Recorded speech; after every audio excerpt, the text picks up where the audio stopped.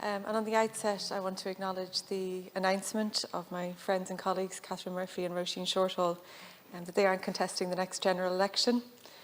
Catherine and Roisin are trailblazers in Irish politics and have accomplished an incredible amount in careers that spanned decades of committed political work and dedicated public service, not least of which was setting up the Social Democrats and helping to grow the party to where it is today with 6 TDs and 35 councillors.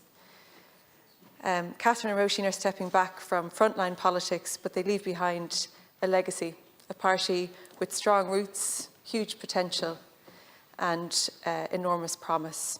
On a personal level, it's hard to articulate.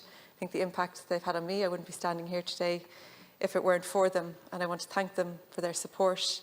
And on behalf of the party, I want to thank them for all of their hard work and congratulate them on their incredible careers. Taoiseach, what we're witnessing in Gaza is beyond horror.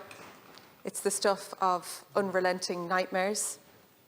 For 9 months, the Israeli army has bombed, maimed and tortured a starved and captive population. Their aim isn't self-defence, it's annihilation. According to a report from Save the Children, more than 14,000 children in Gaza have been killed and 21,000 children are missing. The report said children are also among those found in mass graves recently, with many showing signs of torture. This is the reality of the Israeli government's barbarity and cruelty. Gaza is now a graveyard for children, and still the slaughter continues in the full glare of the media spotlight. The publicity doesn't make a difference. Most Western governments have lost interest in even pretending to care. It seems that all you need to do to get away with genocide is to continue the relentless killing until the genocide becomes normalised. Taoiseach, the government has talked tough on this issue, but what have you really done to apply meaningful pressure on Israel to stop this massacre? Trade with Israel is continuing. The Israeli ambassador is still in situ, and travel visas for those committing atrocities in the occupied territories are still facilitated. The genocide continues, but it's business as usual with the Israeli government. Your office sent me on a brief note explaining why the government refuses to enact the Occupied Territories Bill. It says the government has disavowed the bill for, quote, legal, political and practical reasons. I and many others don't agree with the legal reasons, but I have to say I find it troubling and offensive that the political and practical reasons would be cited as a stumbling block to action. We're talking about 100,000 people who have been either killed, injured or are missing. Yet the government's too concerned with politics and practicalities to take action outside of the welcome recognition of the State of Palestine. Taoiseach, I've asked this question a lot of times, but I'll keep doing it until we see action from the government. What are you going to do to apply meaningful pressure on Israel? Why won't you take the unilateral action like enacting the Occupied Territories Bill? And can you tell me when that updated legal advice on the Occupied Territories Bill was received? Because a lot of people believe that it should change in light of the ongoing genocide. Taoiseach, please. So on becoming Taoiseach, Deputy Kearns, I asked again in relation to the legality of the Occupied Territories Bill, and the same position has been reiterated to me as has been reiterated to my predecessors, and indeed the same position has been reiterated to me by the Attorney General that would have been reiterated by his predecessors as well. I fully accept your bona fides and that this is a point of difference, but the very clear legal advice to me, which would be the same as the legal advice available to you, I believe, if you were in my position, is that the bill is not compatible because these matters are dealt with at a European level. What I can tell you, and what I absolutely can tell you, is that Ireland continues to push at a European level to change policy in relation to the association agreement between the EU and Israel, because I do share your view, I do strongly share your view, that it can't be business as usual in relation to that association agreement.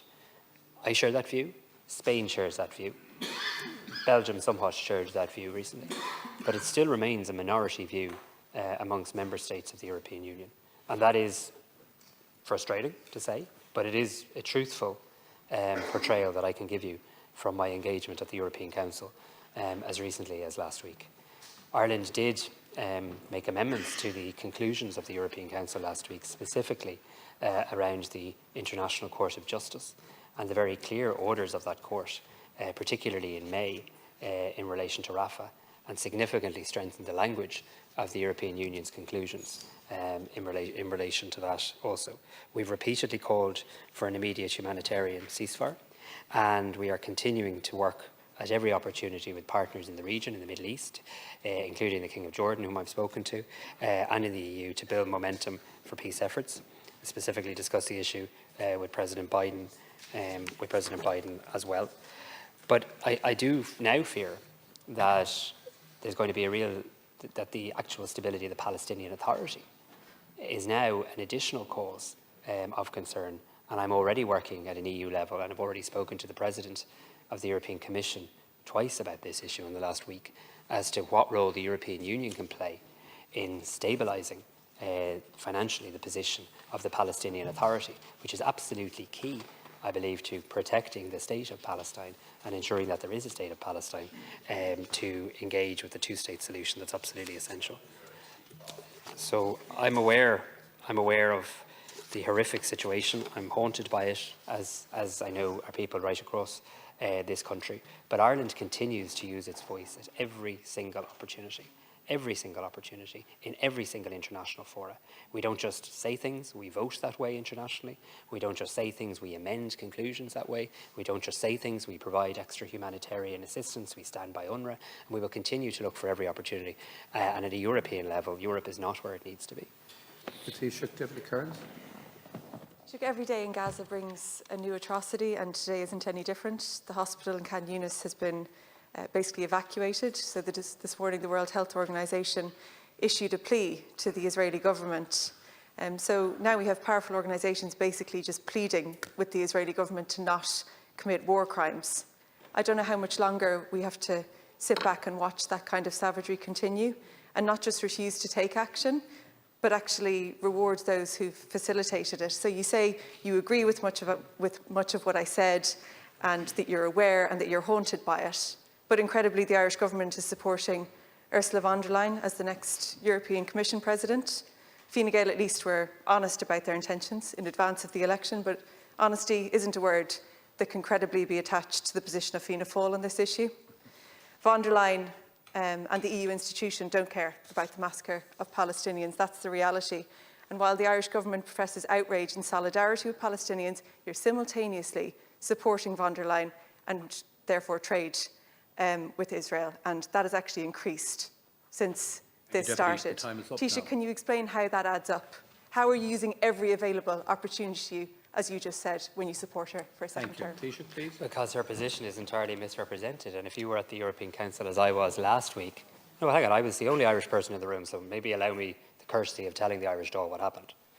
So when I was there last week, every single Prime Minister and President, bar one, the Hungarian, supported, or indeed in the case of Italy, abstained.